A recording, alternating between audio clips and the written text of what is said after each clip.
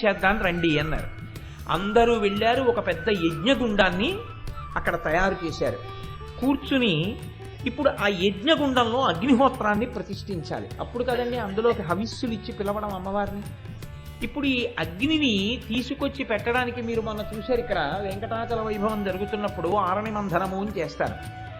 ఇటువంటి అగ్నిని పుట్టించవచ్చు, కానీ పుట్టిస్తే అప్పుడు ఆ అగ్ని ఏ బ్రహ్మాండంలోది? ఈ బ్రహ్మాండంలోదే అవుతుంది. ఈ బ్రహ్మాండంలో ఉన్న అగ్నితో మీరు ఏదైనా చేస్తే వాడు సంకల్పం చేస్తే అందులో సగం తీసేసుకుంటాడు. కాబట్టి ఇప్పుడు ఇక్కడ అగ్ని పనికిరాదు. కాబట్టి ఇప్పుడు అగ్ని ఎలాగా అని ఆలోచించారు. వాడు ఎంత ఉపద్రవం తీసుకొచ్చాడో చూడండి భండాసుడు. అంటే ఇప్పుడు శంభుదేవుడు అన్నాడు, మనకి గార్హపత్య అగ్ని, ఆహవనీయ అగ్ని, దక్షిణాగ్ని అని 3 అగ్నులు ఉన్నాయి. కానీ ఇప్పుడు ఈ 3 అగ్నులతో కుదరదు కనుక నేను చిదగ్ని అనబడేటటువంటి అగ్నిని వాయు రూపంలో బ్రహ్మాండం బయనించి ఆ బ్రహ్మాండమునకు చేయబడిన రంధ్రంలోంచి తీసుకొచ్చిన వాయువుని ఈ హోమగుండంలోకి ప్రవేశపెట్టి అగ్నిని రగలుస్తాను. దాన్ని చిదగ్ని అంటారు. ఇప్పుడు ఈ చిదగ్ని గుండంలో మీరు హవిస్సులు ఇవ్వండి. హవిస్సులు ఇచ్చేటప్పుడు మీరు సామాన్యమైనటువంటి పదార్థమును వేస్తాను అంటే మీరు చేసినటువంటి యజ్ఞము చేత ప్రీతి చెంది అమ్మవారు ఆవిర్భవించడానికి చాలా కాలం పట్టచ్చు. మనకి మళ్ళీ భండుడు మేల్కొనే లోపల అమ్మవారి ఆవిర్భావం జరిగిపోవాలి. కాబట్టి మీ ఆర్తి ప్రకటనం జరగాలి, తొందరగా రమ్మని పిలవాలి. కాబట్టి హవిస్సుల కొరకు వేరొకటి వాడకండి. మీరు దేవతలు కనుక మీ శరీరావయవములను కోసినంత మాత్రం చేత మీకు మృత్యువు రాదు. అది ఇతరులైతే శరీరావయవములను కోసేసుకుంటే మృత్యువు పాలైపోతారు. మీకు ఆ భయం లేదు. కాబట్టి మీరు మీ శరీరావయవములను ఖండించి అగ్నిహోత్రంలో వేల్చండి, హవిస్సులుగా ఇవ్వండి. అంటే మీ ఆర్తి ప్రకటనం జరుగుతున్నప్పుడు అప్పుడు అందులోంచి అమ్మవారు ఆవిర్భవిస్తుంది. ఇది దేవతలకు కాబట్టి సరిపోయింది. అలా ఆర్తి ప్రకటనానికి అందరూ అటువంటి పనులు చేయమని కాదు దాని ఉద్దేశం. కాబట్టి ఇప్పుడు హోమగుండంలో దేవతలు తమ యొక్క శరీర ఖండములను తీసి ఆ అగ్నిహోత్రంలో సమర్పించి అమ్మవారిని ప్రార్థన చేశారు. అమ్మా నువ్వు ఆవిర్భవించాలి అని ఆనాడు శంభుదేవుడు అష్టకారికలతో ప్రార్థన చేశాడు. అదే సముద్భవ సముద్భవ, అమ్మాను ఆవిర్భవించు, అమ్మాను ఆవిర్భవించు, అమ్మాను ఆవిర్భవించు అంటూ 8 శ్లోకాలున్నాయే ఆనాడు బ్రహ్మాండ పురాణంలో శంభుదేవుడు చదివినటువంటి అష్టకారికలు. వాటిని దేవతలందరూ చదివారు. అలా చదివితే అమ్మవారి యొక్క ఆవిర్భావం ప్రారంభమైంది ఆ చిదగ్నిగుండంలోంచి.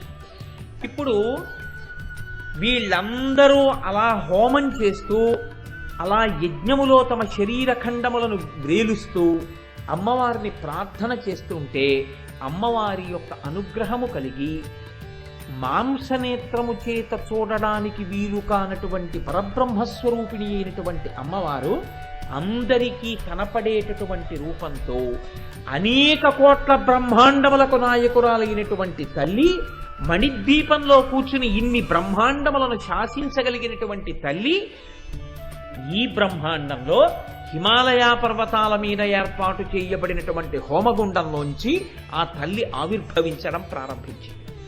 అమ్మవారు ఎప్పుడైతే చిదగ్నిగుండంలోంచి ఆవిర్భవిస్తోందో ఆ స్వరూపాన్ని చూసి దేవతలందరూ ప్రార్థన చేశారు. అమ్మా ఇది లలితా సహస్రనామ స్తోత్రము దేవతలు చేసినది కాదు. మీరు బాగా జ్ఞాపకం. ఇందాక మనం చదివేమే స్తోత్రం దేవతలు లలితాదేవిని గూర్చి చేసిన ప్రార్థన.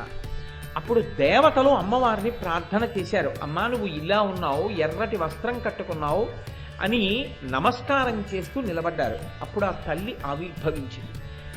ఆవిర్భవించిన తరువాత ఏం జరిగినది అన్నది మీరు లలితా సహస్రనామ స్తోత్ర పూర్వభాగమునందు వింటారు.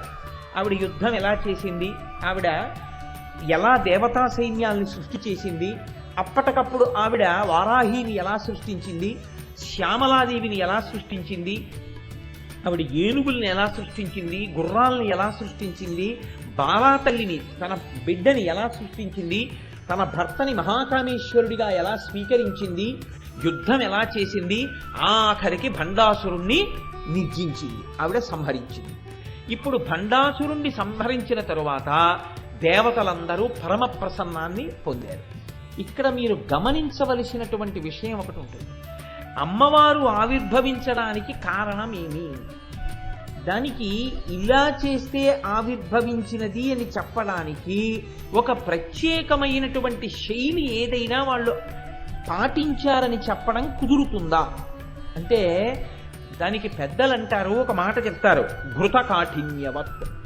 అంటే నెయ్యి కరిగి ఉంటుంది, కరిగి ఉన్నటువంటి నీతికి ఒక రంగు ఉండదు, ఒక రూపం ఉండదు. కానీ దానికి చల్లటి గాలి తగిలిందనుకోండి, వెంటనే అది ఘనీభవిస్తుంది, ఘనీభవించి ముద్దలా అవుతుంది. ఇప్పుడు ముద్దలా ఉన్నటువంటి నీతిని మీరు చేత్తో పట్టుకోవచ్చు, ముద్దలా ఉన్నటువంటి చేతికి ఒక రూపం ఉంటుంది, ఒక రంగు ఉంటుంది, మీకు తెలుస్తుంది. కరిగినటువంటి నెయ్యి చల్లటి గాలికి పేరుకున్నట్టే భగవంతుని యొక్క నిర్గుణమైనటువంటి స్వరూపము భక్తుల యొక్క ఆర్తి అనబడేటటువంటి, భక్తి అనబడేటటువంటి చల్లతనం తగిలితే ఈ కంటితో చూడడానికి వీలైనటువంటి సాకారమును పొందుతుంది. అందుకే అంతటా నిండి నిబిడీకృతమైనటువంటి పరమాత్మ ఒక అవతారమును దాల్చాలి అంటే దానికి ముందు ఒక స్తోత్రం ఉంటుంది, ఒక ప్రార్థన ఉంటుంది. దేవతలో ఋషులో ఎవరో ప్రార్థన చేస్తారు, ఆ ప్రార్థనని మన్నించి భగవంతుడు ఒక రూపాన్ని పొందుతాడు. అందుకే వేదం అజాయమానో బహుధా విజాయతే అంటుంది. ఇన్ని రూపాలు ఎందుకండి సనాతన ధర్మంలో, ఇంతమంది దేవుళ్ళు ఎందుకండి అని అడుగుతుంటారు. నీకెన్ని కష్టాలున్నాయో అంతమంది అన్ని భగవంతు రూపాలు ఉంటాయి. కారణం ఏమిటో తెలుసా అండి, ఒక్కొక్కడికి ఒక్కొక్క కష్టం వచ్చినప్పుడు ఒక్కొక్క రూపంలో ఈశ్వరుడు రావాలని అడిగాడు, ఆ రూపంలో ఈశ్వరుడు వచ్చాడు. చెయ్యగలిగిన నేర్పరితనం ఉండాలి, కానీ ఒక్క కొయ్య దుంగ పట్టుకుని అందులోంచి పిచుకలు చేస్తాడు, అందులోంచి బొమ్మలు చేస్తాడు, దశావతారాలు చేస్తాడు, కుండలు చేస్తాడు, మూకుళ్ళు చేస్తాడు, ఇన్ని చేస్తాడు. ఒక్క కొయ్య ముక్క పట్టుకుని అందులోంచి ఏనుగులు చేస్తాడు, గుర్రాలు చేస్తాడు, ఇన్ని చేస్తాడు. మీరు బొమ్మల గూట్లో ఇవన్నీ పెట్టి పిల్లల్ని తీసుకెడితే ఇవి గుర్రాలు, ఇవి ఏనుగులు, ఇవి దశావతారాలు, ఇది రాముడు, ఇది ధనస్సు, ఇది కుండ, ఇది మూకుడు, ఇది మూత, ఇన్ని మాటలు చెప్తారు. కానీ అదంతా కొయ్యే.